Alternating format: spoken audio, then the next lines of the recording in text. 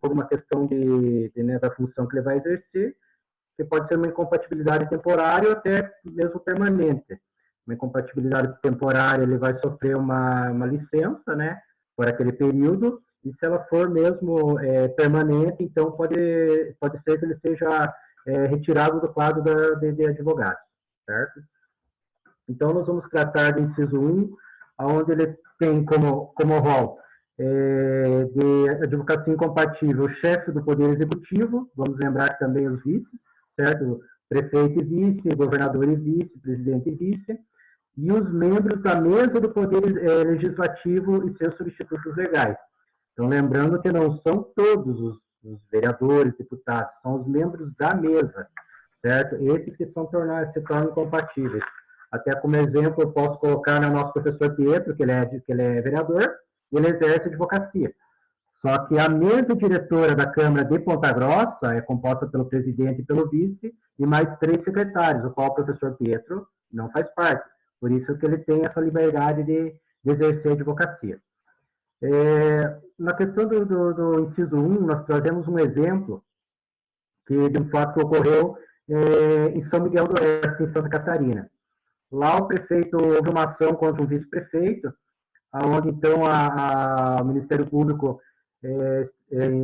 através de uma denúncia, obviamente, julgou o caso do vice-prefeito por ele estar advogando, enfim, de forma ilegal, porque ele estava advogando enquanto ele exercia o cargo de vice-prefeito, certo? Então, de 2017 até 2019, ele exerceu o cargo de vice-prefeito e advogando, inclusive, em causas contra o próprio município, ou seja, é óbvio que existia um interesse em cima disso. Quando ele soube que existia o processo, né, contra a pessoa dele, então que ele pediu essa desincompatibilização, né, ele deixou de exercer a função de advogado e continuou somente como vice-prefeito. Mas aí, então, a ação já estava correndo, o Ministério, então, né, propôs, e em julgamento ele sofreu sanções, teve multa, no caso, usaram como uma das argumentos legais justamente, né, o artigo 28, inciso 1º, onde ele era incompatível para exercer essa função, além de princípios, né, da área da administração pública, onde ocorreram as penalidades contra ele. Então, esse é um caso bem típico em relação ao inciso 1. Quanto ao inciso 2, nós temos já um rol maior. Então, quanto ao inciso 2, nós temos como incompatibilidade os membros do Poder Judiciário, do Ministério Público, dos tribunais e conselhos de contas, né, lembrando conselho de contas também federal e estadual, dos juizados especiais, Justiça de Paz, juízes classistas, que hoje já não existem mais, já foi extinto, bem como todos os que exercem a função de julgamento em órgãos de deliberação coletiva da administração pública direta e indireta. Bom, nesse caso, esse rol é um pouco maior porque eles têm uma influência, né, direta sobre a decisão que eles tomam, enfim, eles julgam, eles têm que definir sobre a vida de terceiro, a vida de pessoas, as situações, os casos, seja isso pessoa jurídica ou física, mas eles têm que definir, né, uma situação, tomar uma posição através do julgamento, e inclusive sobre imparcialidade, né, no caso dos membros do Ministério Público. Eles já não podem tomar nenhuma posição, né? Eles têm que simplesmente agir de forma a levar as informações ao conhecimento da verdade, para que então, né, a função julgadora faça realmente a sua parte, mas sem querer influenciar. Então, nessa situação, nós temos, né, por exemplo, aqui o juiz de paz, que entra nesse rol, né? Não caberia a ele, né, exercer um casamento, e durante o ato ali, termina a cerimônia, ele apresenta o cartão dele de advogado, né? Olha, se vocês forem se separar, precisar de advogado aí, eu também já exerço essa função, então, né, vamos aproveitar já para deixar já tudo meio pactuado aqui, uma futura negociação. Né? Não caberia, esse é um exemplo clássico, né? Sobre o Ministério Público. O Ministério Público, ele a princípio hoje, ele também é proibido, entra no rol, mas os promotores, existe uma, digamos assim, como é que posso falar assim, existe uma excepcionalidade que ficou prevista quando entrou a Constituição de 88.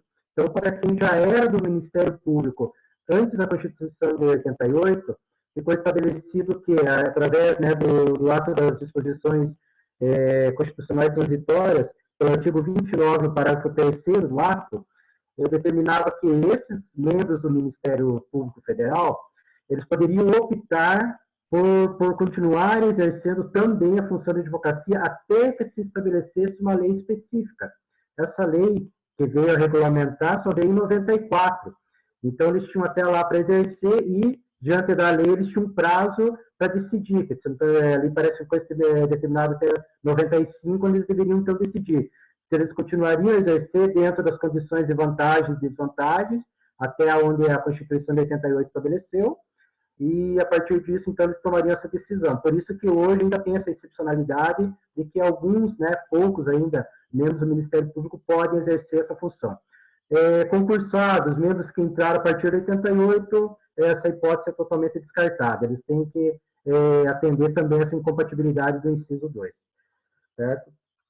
Quanto aos tribunais de contas, também, os conselheiros dos tribunais, seja federal, estadual, eles também existem sem compatibilidade, porque eles julgam não somente contas, né, como fala ali em relação a municípios, estados, mas eles estão colocando diretamente também o voto deles, a posição deles, sobre a posição do agente público, seu prefeito, seu vereador, se ele tomou um partido, se ele exerceu de má fé, se aquilo foi um erro administrativo ou se houve uma conduta, enfim. Não é somente a entidade, a instituição pública que está em julgamento, mas sim a idoneidade, a ação de quem estava por trás dessas atitudes, né? O próprio servidor público também.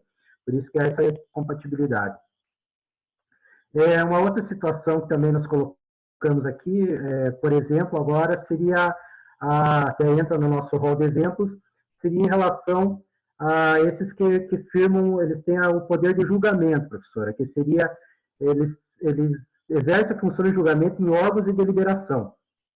Eu lembrei quando eu estava trabalhando nesse conteúdo, eu trabalhei, muitos anos atrás, trabalhei no DETRAN, e a gente mandava muito recurso para a JARI, né, para a JARI, que a gente fala.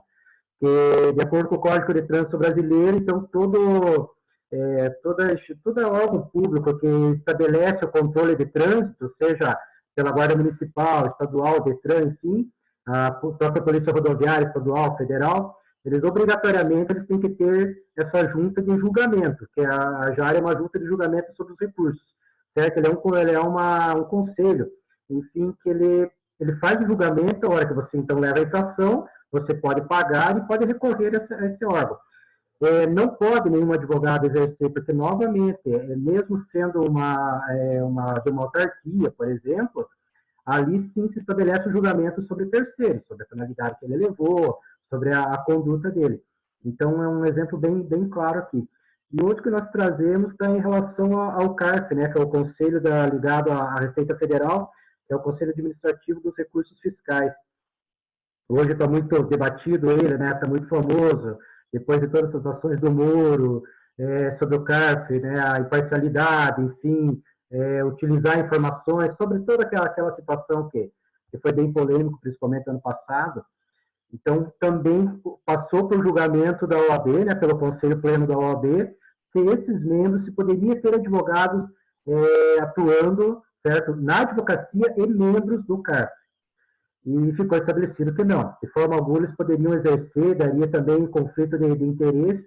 Nesse mesmo julgamento também foi julgado, então, que se esse advogado pertencia a uma sociedade, a um escritório, enfim, né, estava junto com um grupo de outros advogados, se esse escritório, essa sociedade também estaria impedida, mas o entendimento deles foi que não, que isso daí se excluiria, era um caso à parte que dependeria de outras situações, mas o advogado continuaria impedido.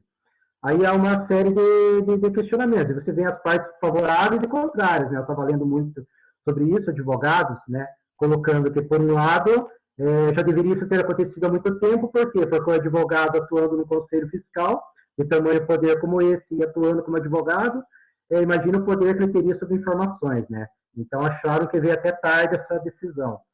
Por outro lado, outros dizendo que não, que assim como que um advogado poderia se defender interesses da área, do direito, se à medida que ele entra lá dentro do conselho, ele deixa de exercer a função dele como advogado, né? Ou seja, ele tem uma verba que seria uma ajuda, digamos assim, uma comissão para eles poderem ir lá, mas de R$ 8.000, que, conforme advogado, isso não, né, não representa nada, para ele deixar de exercer a atividade dele e ficar como membro do CARF.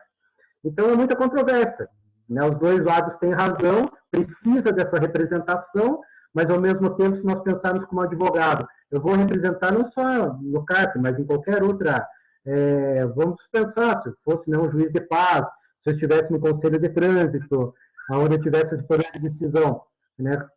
Aonde que seria vantajoso para que eu estivesse, então, exercendo esse papel dentro da sociedade, certo? Abrindo mão da minha atividade como advogado. Então, é bem complicado, né, professor? Né, em resumo, seria isso a nossa parte.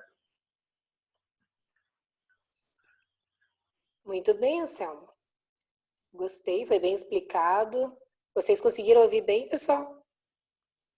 Os demais, sim? Sim. Eu achei que foi bem explicado, acho que você pontuou o exemplo, né? Bastante exemplo ali dentro do que é realmente, como funciona. E não sei se você viu mais, algum vocês, né, do grupo. O restante do grupo está aqui? Então, professora. Então, deixa eu Sim. ver. Deixa eu só abrir aqui. A Ana Caroline, Anselmo, Bruno, Isabela, Larissa, Laura, Letícia, Maria Vitória, Pamela. Vocês viram mais julgados? Viu como é comum acontecer, mesmo sendo lei, mesmo sendo tudo definido, as pessoas não respeitam, né?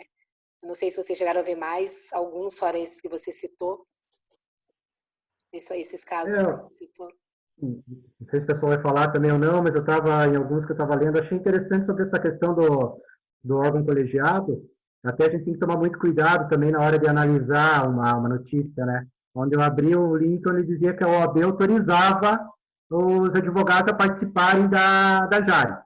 Aí eu achei, falei, puxa vida, né? Lá no Rio Grande do Sul, falei, então já veio uma decisão contrária, será que está agindo isoladamente a OAB e tal.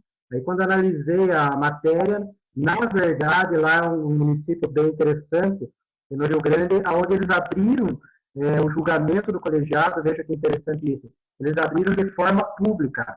Então, o colegiado faz o julgamento de forma pública e o advogado ele pode fazer uma exposição oral em defesa ao cliente dele nesse julgamento.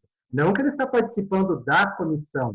Ele está indo lá na função de advogado, fazendo o papel dele de advogado. Mas isso, sim, é bem inédito, porque assim, poucos recursos, poucos conselhos têm essa abertura para que se haja. Na verdade, uma sessão, né? Um tribunal. Ocorre, na verdade, um tribunal para julgamento de multas de trânsito. Então, achei bem interessante. Só que o chamado da matéria dizia o quê? A OAB libera para que advogados atuem na JARE. Eu falei, opa, tem coisa errada aí, né? Então, tem que cuidar mesmo. Tem que tomar cuidado. Mas eu gostei sim, Anselmo. Parabéns, achei bem explicado. Alguém tem alguma dúvida? Querem fazer alguma consideração? Os do grupo, alguma coisa a mais? Não? Nossa, tá falando que 10 minutos já. Bom, se acabar aqui, pessoal, a gente abre outra reunião, tá bom? Então, vamos para o segundo grupo, que é a Natália agora, né, que vai falar. Tá entrando gente ainda na aula. Oxi. Então, Natália, quando quiser. Tá bom. Tá ouvindo bem, professor? O áudio não tá cortando nem nada? Tá tranquilo? Tá, então, resumidamente, eu vou falar de novo aquilo que já foi falado em sala de aula sobre o artigo 28, que ele traz um rol taxativo das atividades que são incompatíveis com o exercício da advocacia. Ou seja, é uma restrição, uma proibição de que certo sujeito, né, que possui certo cargo ou função, tenha para assumir uma atividade privativa de advogado, mesmo que seja em causa própria. Inclusive, essa restrição ela vai permanecer ativa mesmo em afastamentos temporários. Então, mesmo caso o agente tire férias ou licença, ele ainda assim vai estar impedido, né? Impedido não, vai estar incompatível para exercer a advocacia. Os nossos incisos, eles são o inciso 3º e o inciso 4º. Eu vou começar pelo inciso 3º, que ele fala o seguinte: a advocacia é incompatível, mesmo em causa própria, com as seguintes atividades: ocupantes de cargos ou funções de direção em órgãos da administração pública direta ou indireta, em suas fundações e em suas empresas controladas ou concessionárias de serviço público. Então, esse inciso 3º, ele está se referindo àquelas pessoas que possuem poder de decisão, ou seja, que possam, de certa forma, influenciar o interesse de outras pessoas. Refere-se, então, diretamente aos diretores, não se estende a todos os servidores da administração pública direta ou indireta, como as fundações, as empresas concessionárias e afins. O próprio parágrafo 2º do artigo 28, ele traz essa exceção. Ele fala que nessas hipóteses do inciso 3º não se inclui aqueles que não detenham poder de decisão relevante. Ou seja, quando eu falei ali poder de decisão, eu já citei que é de forma a influenciar outras pessoas. Então, quem não tem esse poder de diretor capaz de influenciar a decisão dos outros, não é abrangido por essa incompatibilidade. E quem vai decidir isso, se aquilo interfere ou não, se aquele agente ele tem poder decisório ou não tem, é um conselho competente da OAB. Inclusive, no final, eu vou citar um caso que a gente até trouxe no trabalho, que ele mostra que é o conselho da OAB quem vai dizer: não, você tem capacidade de interferir na decisão de outros, ou você não tem capacidade de interferir na decisão de outros. E é a partir disso que eu vou dizer se você tem direito de exercer a advocacia ou não. Ainda esse mesmo dispositivo vai trazer a exceção daquelas pessoas ligadas ao magistério jurídico. Então, quem estiver à frente da administração acadêmica também não é abrangido pela incompatibilidade. E aqueles diretores jurídicos que precisam da sua inscrição na OAB também não são abarcados por essa incompatibilidade. O inciso 4º, ele fala: são incompatíveis os ocupantes de cargos ou funções vinculados direta ou indiretamente a qualquer órgão do Poder Judiciário e os que exercem serviços notariais e de registro. Então, também é incompatível aqueles que estão vinculados ao Poder Judiciário, como os analistas judiciários, os técnicos, os leiloeiros, os auxiliares judiciários, os oficiais de justiça, escrivães, diretores de secretaria, todos esses que estão vinculados ao Poder Judiciário também são incompatíveis. Inclusive os cargos mais singelos. A gente até entrou meio que numa discussãozinha ali para entender o caso de vigilante, telefonista, recepcionista. Essas pessoas que estão vinculadas ao Poder Judiciário também são incompatíveis no exercício da advocacia. E o mesmo inciso, ele já dispõe sobre a incompatibilidade daqueles que exercem serviço notarial e de registro, como os oficiais de registro, por exemplo, porque eles estão com uma atividade ligada sob o controle do Poder Judiciário.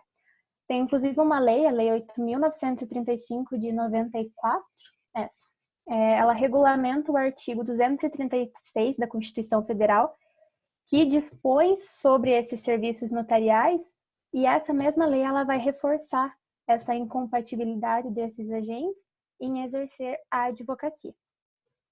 Então, nós temos um caso onde foi levantada a hipótese do corregedor-geral do município de Barretos, se ele poderia advogar quando ele assumisse o caso. E aí o Conselho Federal da OAB precisou intervir, ele foi chamado a decidir essa questão. E o Conselho ele afastou a inadmissibilidade. Ele falou que apesar de ele assumir um cargo de diretor de departamento, a função dele, o que ele estava fazendo ali, não detinha poder de decisão sobre o interesse de terceiros. E daí, por essa razão, ele ainda assim, mesmo sendo corregedor geral do município, pôde continuar exercendo a advocacia. Deixa eu ver aqui. Em 2019, teve um projeto de lei que ele teve o intuito de alterar a descrição do inciso 3º do artigo 28. O que eles previam? Eles previam que os servidores do Poder Judiciário e do Ministério Público pudessem advogar, desde que não fosse contra a Fazenda Pública, que os remunera, ou perante a área que eles atuam no Judiciário. Então, eles queriam que essas pessoas que hoje, que no Estatuto constam como incompatíveis, né, que não podem exercer, eles estavam tentando alterar para que eles tivessem a possibilidade de atuar, mas que não fosse contra a Fazenda Pública, nem dentro da área que eles atuam no Judiciário. E esse projeto de lei foi votado e arquivado. Ele não vigorou, E o maior fundamento de negação, inclusive da ministra Carmen Lúcia, ela convoca os princípios da moralidade e da eficiência. E, apesar de não constar no rol do voto dela, eu acredito que também convoca o princípio da imparcialidade. Talvez restasse um pouco prejudicado ali a pessoa trabalhar com aquilo e ainda assim advogar. Não sei, uma visão assim, olhando de fora, pode ser que o princípio da imparcialidade restasse prejudicado também. Eu acredito que é isso, professora.